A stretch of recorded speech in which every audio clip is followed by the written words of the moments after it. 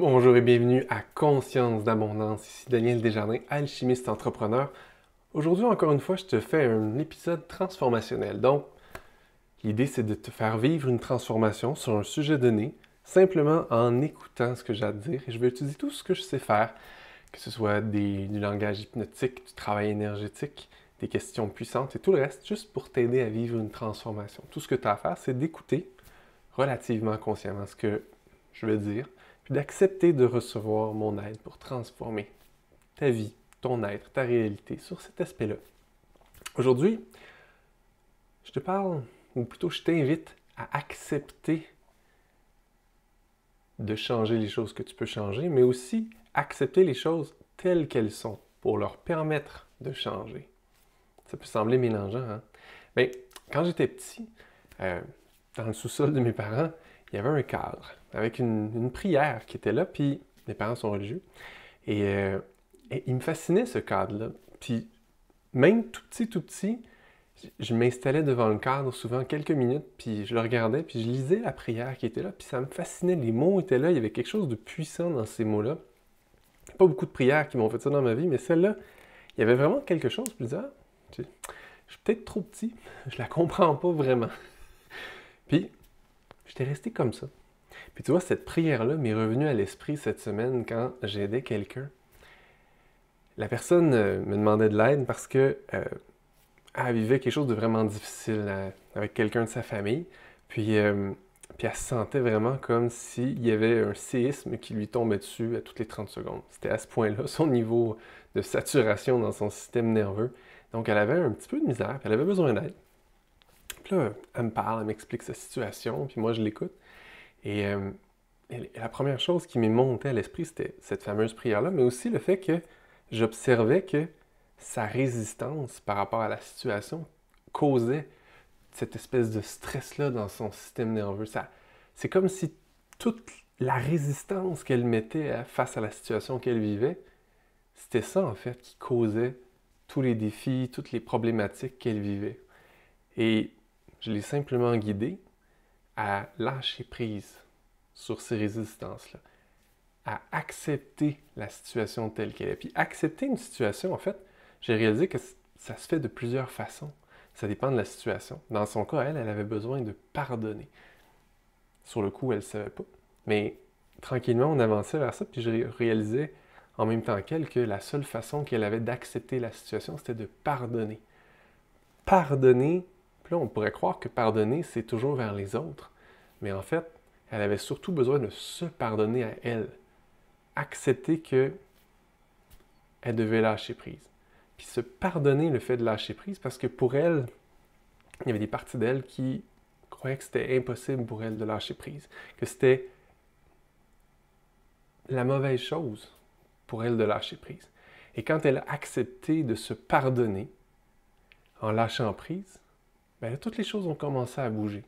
Elle s'est sentie mieux, elle a commencé à respirer plus librement, elle a commencé à voir les choses différemment. Puis ça, en fait, ça m'a amené moi-même à vivre d'autres transformations parce que les gens qui viennent à nous, souvent, ils vivent des choses qui sont similaires à nous. C'était pas du même acabit, mais moi, cette semaine, mes enfants, c'était la première fois qu'ils retournaient à l'école depuis bien avant Noël, donc presque 4 semaines. Et ils avaient pris leur petit confort dans la façon dont les choses se déroulaient, comment les choses se passaient à la maison. Ils étaient tranquilles à la maison et ils n'étaient pas super heureux de se faire déranger dans leurs habitudes et de retourner à l'école en physique. Et donc, j'ai 2 enfants. Le plus jeune, ça a quand même bien été. Le deuxième, par contre, en plein milieu de la journée, il m'appelle pour dire « Ça va pas, je me sens pas bien, peux-tu venir me chercher? » Je le connais. Je savais très bien que c'était du stress, un peu d'anxiété, parce que soudainement, je suis plus au confort de la maison, je suis entouré de plein de gens dans une grande école, tout ça. Donc tout ça, ça le stressait. Malheureusement, je ne pouvais pas jaser de ça avec lui au téléphone, parce qu'il y avait aussi un adulte qui n'avait pas compris ce que j'aurais expliqué. Alors j'ai dit « Ok, je vais aller te chercher. » Et là, j'ai pris la voiture. Mais là, j'avais plein de choses à faire, dont cet épisode-là que tu écoutes. J'avais plein de choses à faire. Puis là, il y a une petite partie de moi qui résistait, qui n'était pas d'accord avec la situation. Puis là, je suis moche. J'aurais plein de choses, j'ai plein de choses à faire. Moi, je pourrais pas faire mon podcast. Moi, je pourrais pas faire telle affaire pour tel client. Moi, ça va me mettre en retard pour toute ma semaine. J'étais pas d'accord avec la situation. Et là, j'embarque dans la voiture pour aller le chercher quand même. Et là, il me vient une intuition. Mon essence veut m'aider. Comme toujours, la vie veut toujours nous aider. Mon essence me fait monter en intuition une question.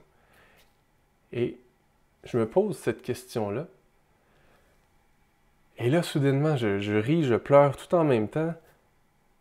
Je lâche prise. La question, c'était, qu'est-ce qui se passerait si j'acceptais la situation telle qu'elle est?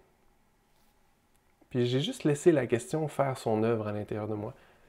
Aider tout mon être à connecter à ce qui se passerait.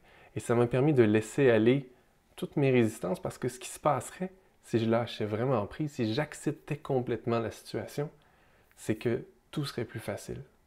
Tout serait plus fluide. Je me sentirais mieux. Je serais heureux. Je serais léger. Toute cette aventure-là serait juste une aventure.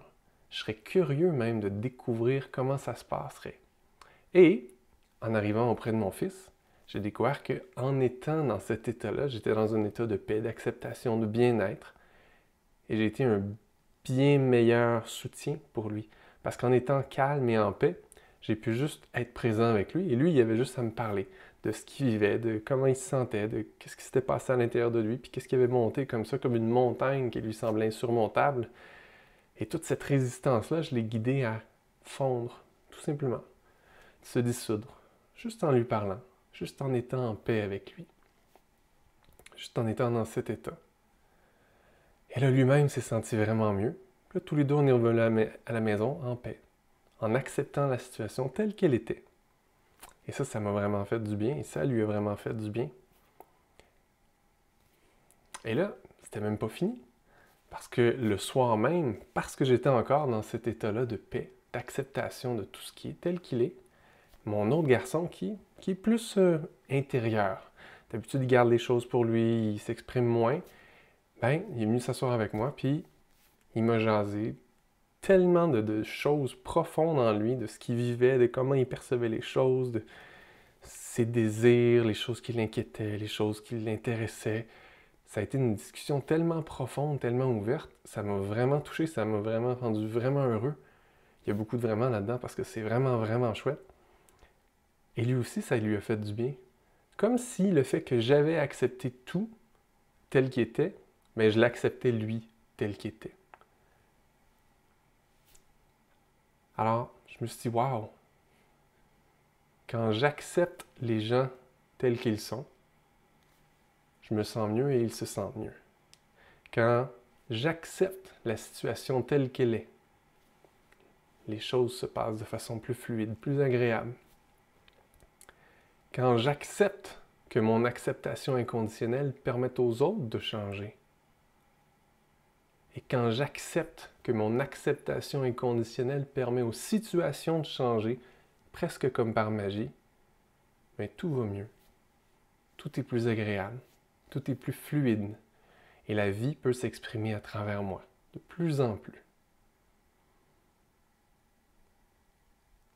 Et donc, la dame que j'aidais, elle a pardonné. Elle sait pardonner. Elle s'est dit, je me pardonne tout ce que je crois que j'ai à me pardonner. Puis elle s'est dit aussi, je pardonne aux gens qui m'ont déçu. Et quand elle a réussi à faire ça, elle aussi, toute son animosité qui restait est partie. Toutes ses résistances, toutes ses inquiétudes, même par rapport à la situation, ont fondu. Puis elle a pu juste se contenter d'être ici, présente, dans le moment présent. Puis elle se sentait tellement mieux. Alors, elle se sentait mieux, je me sentais mieux. Puis, à la fin de tout ça, je me souvenais de la prière que je lisais sur le mur. Puis là, je pense que je la comprends beaucoup mieux maintenant. La prière, c'était quelque chose comme Dieu, rappelle ça la source maintenant, la vie. Donne-moi la grâce d'accepter avec sérénité les choses que je ne peux pas changer. mais donne-moi aussi le courage de changer les choses qui peuvent être et la sagesse d'en connaître la différence. Et maintenant, je comprends ce que ça veut dire. Maintenant, je l'accepte aussi parce que j'ai vécu tout ça.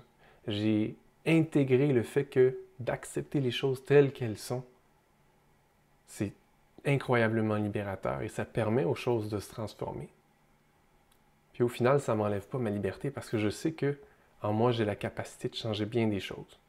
Et là, il faut juste que je me remette à mon essence pour avoir la sagesse de savoir lesquelles moi je peux changer et lesquelles il faut simplement que j'accepte telles qu'elles sont.